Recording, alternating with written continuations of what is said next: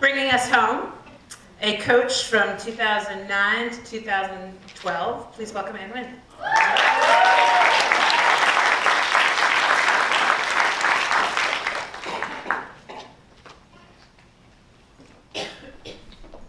When my mom was just 18 years old, communists invaded Vietnam, and she and my entire family were forced to move from their home in order to hide out. My grandmother was a single mom with no money and lots of mouths to feed. So every day was traumatic and unpredictable. And my mom saw that the way that they were living was hardly living at all. It was at the age of 21, she decided it would be better to die trying to escape for the possibility of a better life than to stay suffering where she was.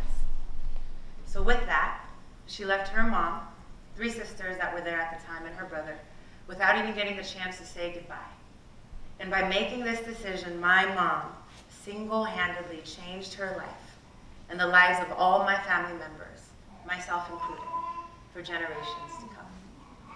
That wasn't supposed to go, but that's a great picture. Since my family didn't have any money, my mom snuck onto a ship where people had paid government officials in gold to get on. Everyone had their families with them, cargo filled with clothes, money, and food, and my mom was by herself and she carried nothing. She had only one gold ring that my grandmother had sewed into the inside of her shirt to sell in order to buy stamps to communicate with my aunt, who was already here in America. She had only that ring and her courage. First of all, if anyone found out that she had snuck onto the ship, she would have been killed. While they were out at sea, they were stopped and robbed by pirates twice. The pirates came on board and stripped everyone violently of their clothing, searching for money and jewelry, and the pirates assaulted many of the women on board. Just as one of the pirates was approaching my mom, she said that the leader of the crew gave a loud whistle, which was his signal for all pirates to disembark immediately.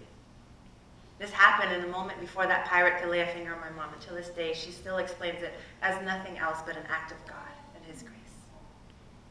A few days after escaping the pirates, the ship reached Malaysia, where government officials there told everyone on board if they didn't hand over all of their money and all of their gold, they would be killed on the spot.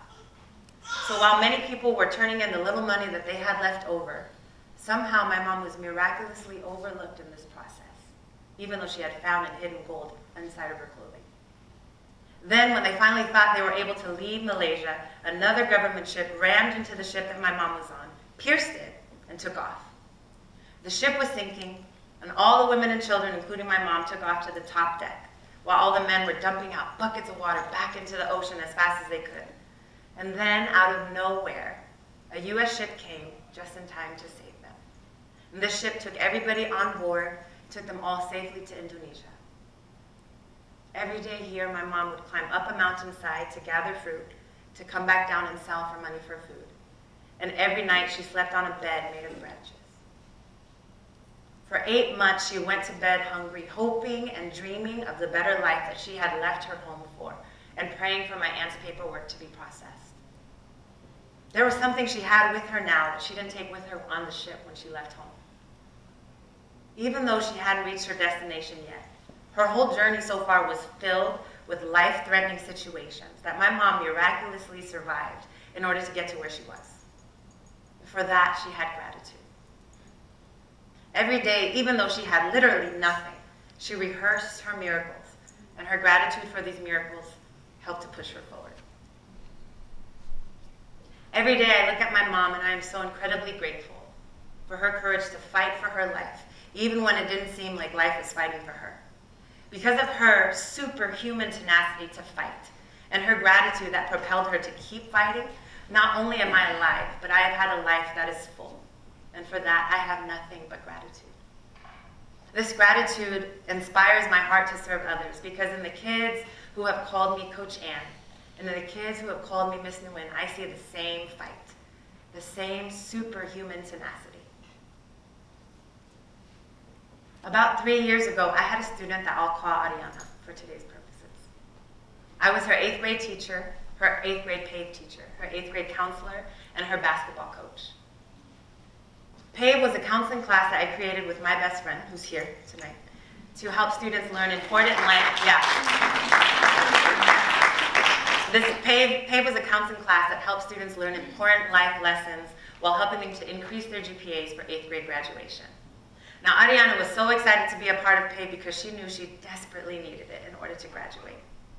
Her father had been in jail for much of her childhood, and her mother had left her and her younger siblings when she was in the 3rd grade. Her family was also a part of a gang, which she identified with, so needless to say, she had been dealt some pretty tough cards. So at the end of September, PAVE put on an anti-bullying assembly for the whole school. And of course, on the day of this anti-bullying assembly, I found that Ariana had bullied another student whose family was a part of Ariana's family's rival gang. Now, Ariana was known as the toughest girl in the school and in the neighborhood. Nobody wanted any issues with her. So I brought her into my office and she gave me her exact reasons for doing what she had done. And she was very defensive at first. But then suddenly something in her shifted. She looked at me and she said, "I don't want to disappoint you. I don't want to get kicked out of PAVE. And I want to be on your basketball team." So I told her what it would take, and she was in disbelief. She could not believe that I was expecting her to act against the code of the streets. But then again, just like magic, it's an image I'll remember forever. Ariana apologized to the student, admitting why what she did was wrong. And 2 girls from 2 huge rival gangs shook hands. And I was overjoyed. But I was still trying to act like the cool bad cop. That's what you do. It's only September, and then when it's almost Christmas time, then you be yourself, right?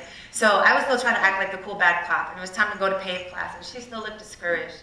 And she looked at me and said, "I always mess up. I knew I shouldn't have come to school on my birthday." And I was like, oh my God. So this girl just performed a world-changing act, something, she didn't even go to school the year before this, right? So this was big. This girl just performed a world-changing act, something she did not want to do, and I totally forgot that today was her birthday. We had a calendar, we were so busy with things for the assembly, and so I felt terrible, but I walked to class with her, and I told her she needed to stay outside and think more about what she had done. And I frantically ran in, asking my friend to find a birthday card, explained to her real quick what happened. "We need this birthday card, we need to sign it now." And so at the end of the class, we said happy 14th birthday to her. We gave her the card, and we told her that we loved her. And she was in shock. Before she could even read what the card had said, she was in tears. And the toughest girl on the block looked at me and said, "This is the first time I've ever gotten anything for my birthday. Thank you so much." To her, this was a miracle. And she was so grateful. And from that moment for her, started it all, because that year, her 14th year, she went on to accomplish impossible after impossible. Thinking about the kids that I've gotten to serve and love and work with and coach, and then thinking about my mom's journey and childhood growing up, I wish that she had gotten the help she so deserved. I wish she had teachers and counselors and coaches that asked her how she was doing, that asked her if she needed help. I wish that she was given high fives and told that she was a hero. And it breaks my heart to think that she never would get this. But it makes my heart so full that because of her, I get to do this for the kids that I serve. Because of her, it's proven that you don't have to start with much to be great. You don't have to be called qualified or distinguished or come from a lot of money. But because of her, I know that gratitude can carry you such a long way. So much so that you can affect and change lives for generation after generation, as she did for me. Thank you.